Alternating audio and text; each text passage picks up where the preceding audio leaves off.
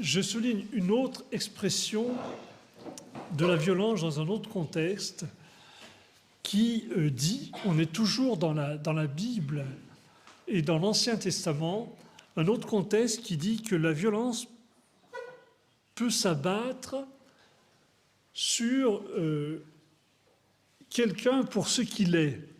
C'est-à-dire la violence qui s'abat sur le juste pour quelqu'un qui est agressé pour ce qu'il est, hein, et pour ses convictions. Alors, ça peut nous rapprocher quelquefois, nous, les chrétiens d'aujourd'hui.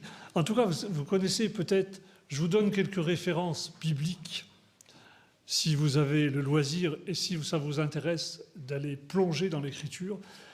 Il y a un livre dans l'Écriture qui s'appelle le livre de la sagesse, qui est au chapitre 2 du livre de la sagesse, et l'homme juste, la personne juste, est un gêneur, il est un gêneur parce qu'il est juste.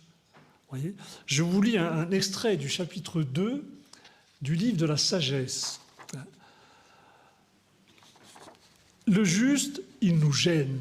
C'est quand même très étonnant. On pourrait dire aujourd'hui, alors c'est pas que les cathos soient des justes, mais le catho peut être gênant parce qu'il est catho, quoi. Le juste nous gêne, il s'oppose à notre conduite, ne serait-ce que parce qu'il est juste. Sa seule présence nous met en accusation. Ce serait intéressant, on pourrait faire le lien très fort avec ce que nous avons à vivre, nous, aujourd'hui, je crois. Tendons-lui des pièges, parce qu'il prétend avoir la connaissance de Dieu, il se réfère à Dieu. Il est juste, et bien ça nous gêne. Je trouve ça extrêmement parlant pour nous aujourd'hui.